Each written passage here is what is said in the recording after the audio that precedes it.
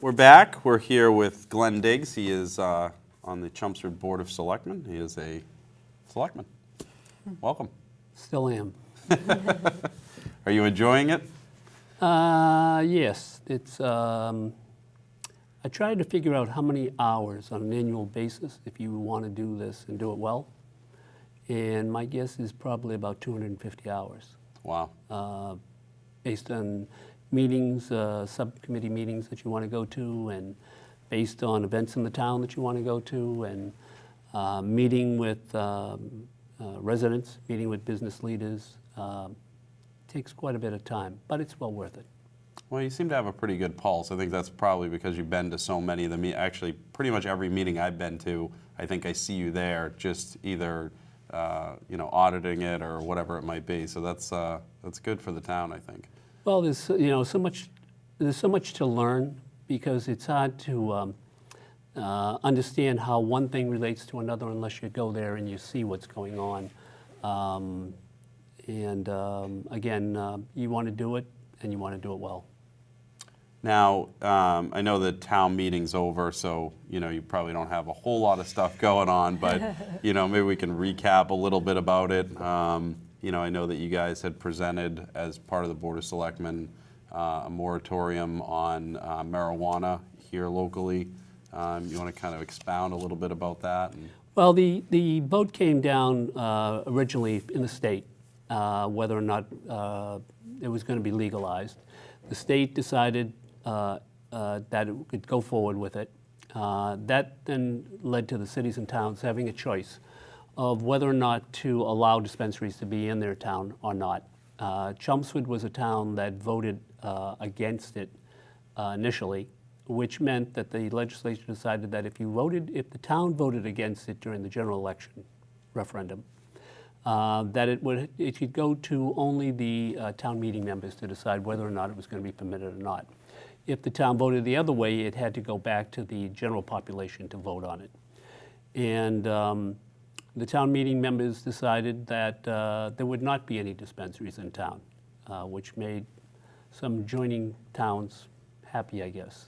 There were a lot of great arguments for it on both sides of the issue.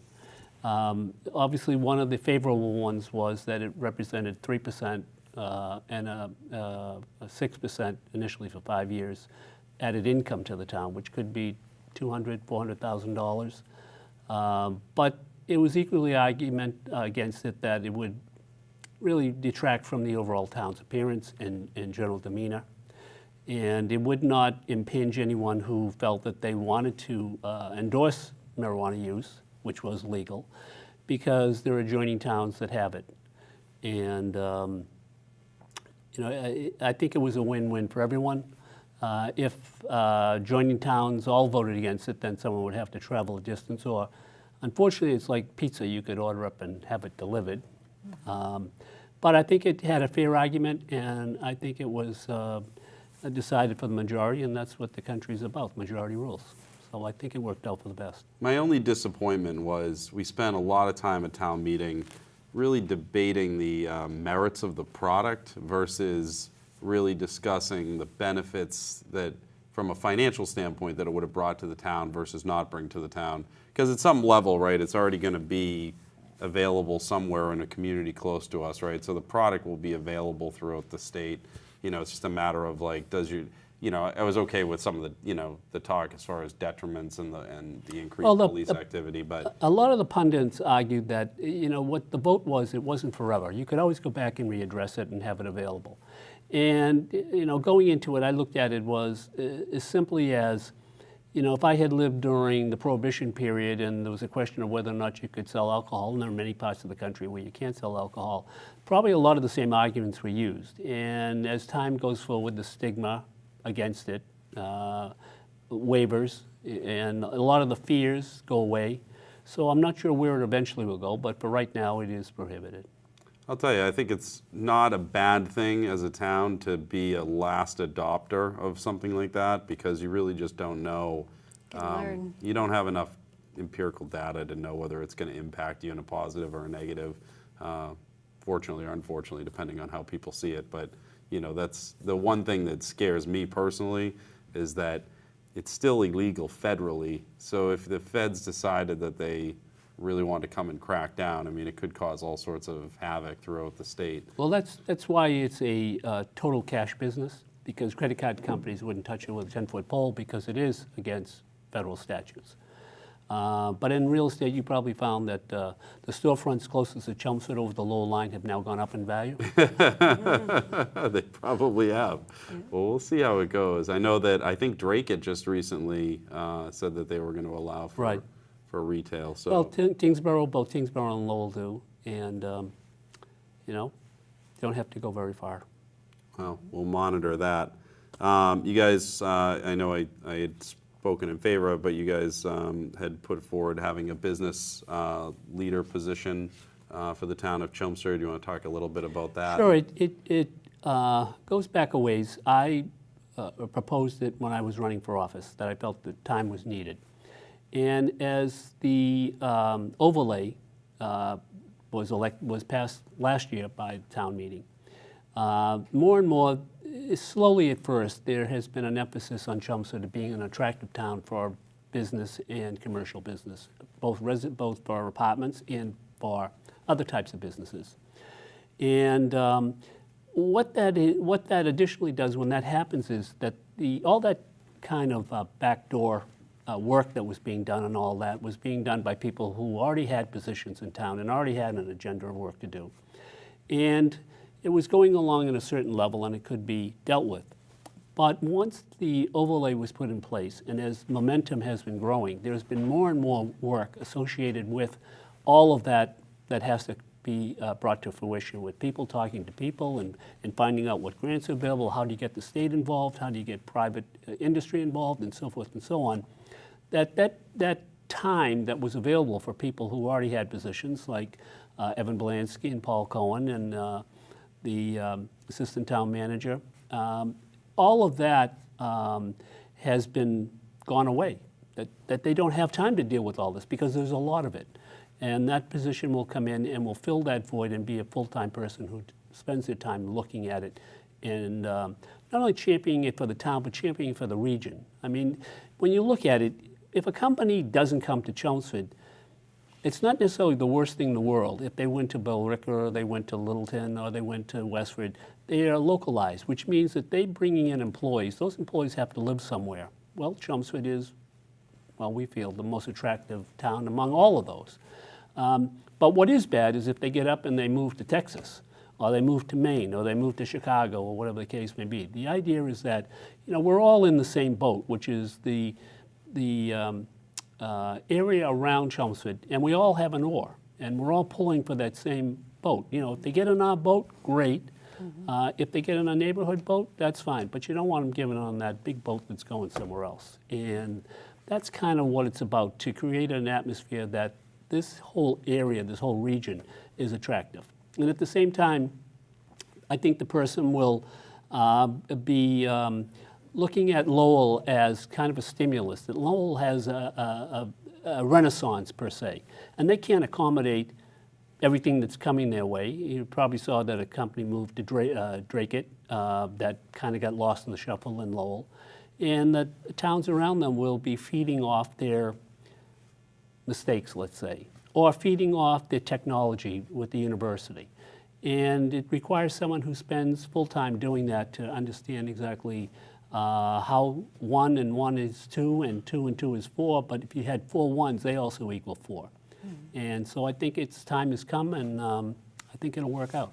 No, I think it was a great idea, and I'm probably one of the reasons why you won election was it was a good idea to have somebody come in, and partly because, Paul Cohen, while he is literally probably the end person to talk to, it's not in his best interest to be, we'll call it dialing for dollars and trying to get people interested, because he's got a town to run and there's more important things from a town management perspective. So I think this will actually add, a pretty good, boost to Chelmsford. And, you're right about, kind of the overall area as well. I know at town meeting somebody had mentioned Amazon as, they were disappointed that we hadn't necessarily gone after that. But if you look at our infrastructure, we're not really built for it. But I would be very excited if Boston was able to get Sure, you we know, we would all feed off. we would all be beneficial if that happened. So, again, there are companies that are smaller than that, though, that would be a good fit for Chelmsford, and hopefully this person can go out there and target them and bring them in. Quick question about recycling. I saw that China has made some changes in their I don't know, maybe their trades or trading, and they're no longer taking certain recycling material, and that's causing some issues. I think they had come in front of the Board of Selectmen, the Waste Management, to kind of give an update on that. Do you know anything that's going to impact local residents? Not or? really. I mean, waste management in this country is, a hot topic, especially when you're in an urban area like we are. There's no open space. No one wants to see it. When you drive down 3, that mountain over in Lowell seems to get taller and taller all the time. I mean, is that going to be the new ski slope over there, or what is it? And there comes eventually will come that the cost of that is going to be much more than it is now, just because it's supply and demand, and the people who have the supply are going to dictate a lot of pricing. And so I think cities and towns are going to try to enter into long-term agreements, and certainly the state will get involved, and we're not sure where it's going to go, but I would expect that it's going to be more costly, and the more that we can recycle as a town, the better off we are collectively, in that there are certain savings associated with recycling. Yeah, well, hopefully, just the way the letter read, it sounded like, they're going to get a little bit more picky about what you put in your actual recycling. And are you sneaking things in, Joe? I don't know if my wife's cleaning the containers well enough. I don't know. Don't throw her under the bus. So we did approve Roberts Field. Yes. And I know we're going to be using CPC money for that. So can you talk a little bit about that? Sure. It was. I think that it had a lot of debate at town meeting, and rightfully so. It was $450,000. The Roberts Field is a very popular destination for children in the town, younger children especially, and then you have the older children who play on the fields. But the portion that was dedicated, originally it was really dedicated for the young children. That part is really almost condemned. It's not very safe, not really attuned to the way you would design a facility like that today. Obviously people in town take their kids over to Lowell, to Littleton, or to Andover has some nice fields and so forth. And it would be nice if Chelmsford also had a first-class destination like that. And I think that they have a very aggressive plan to act on it quickly, that it's going to be more handicapped accessible for children, that it will rely a lot on things that are not traditionally what you would say is a children's playground, such as swings, which every playground has, but it'll also be a lot of man-made mounds and valleys and places where they can run around. It's not always about swinging, it's about, chasing this kid and, so forth, and you chasing your kids around. Yes. But it will be in a confined area that's safe. I think that they responded well. They put up together an overall great plan. The only contention during it, toward the end, was they wanted to build a really great bandstand area. And it wanted to be relocated over near the children's playground, and there was a lot of pushback from the neighbors because of the noise that it might create and so forth. And it also was very, very expensive. And in the end, that went from the project, and it was nice to see that they got a little bit more reasonable, even though $450,000 for the children's and another maybe $500,000, $450,000 for the whole rest of it is a major number. That bandstand was probably a third of it. So I think they made the right decision, and the town meeting members responded accordingly. I'll tell you, I think you save the values of people in the hitching post area. I mean, that's really one of the key drivers for that neighborhood, when people are looking to purchase homes. So, I take my kids a lot up to Varney Park, and the town put a ton of money into that, and it's a great playground, and my kids go to Friendship Park, but obviously they're going to shut it down. So really, this will make a big impact, and I think people will be very happy with it. And I've been to, my daughter's 2, but I've been on Fridays. I bring her to different playgrounds, and it's interesting to see different towns' playground. I guess you never do this until you have kids, but there's good facilities around us. And so it's nice that we're kind of jumping on that bandwagon and having. Well, it's kind of, if you were, you're in real estate, if you were taking people around, if you had a great children's park, it'd be one of the items that you hit on your tour. On the other hand, if they were all pretty bad, you would just be altering your driving. route around it. Well, I do send people over to those playgrounds because I think Yeah. it really does make the difference when they're trying to decide, because you can buy a house anywhere. Why you want to buy it here in Right. Chelmsford, and I think it's Those the are community things. features that go along with it, no different than the CCA and all the other things that we do. You had talked about some new issues, reclassification. What was that? Reclassification traditionally comes up each year. Last year it came up, there wasn't a lot of talk about it. It was decided that we would stay the status quo, which is Chelmsford has one classification, whether you're a business, a big residential or a commercial business, or you're a homeowner.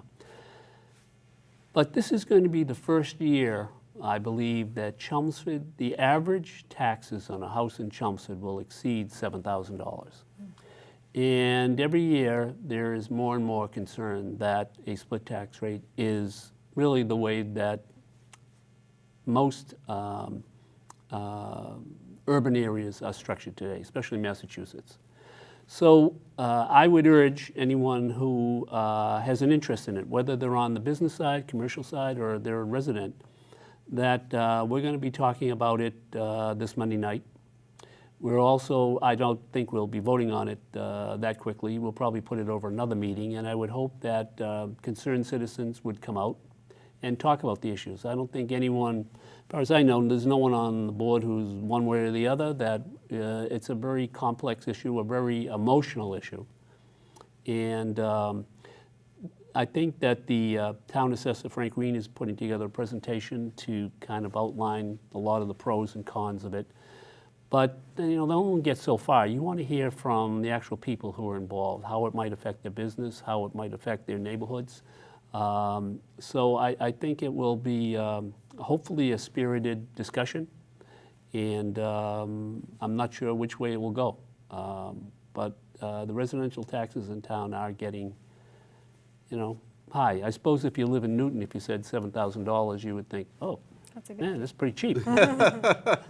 But here, maybe not so much. Well, taxes are always a hot button issue, so you'll definitely get a bunch of people that'll come out for that. Is it an agenda item, or is it just part It's of an agenda item, but there's always, if it's an agenda item, we like to hear from, pros and cons, and we always have an open period at the beginning. You can talk about anything. But I would like to, hopefully we could hear from both sides of the issue.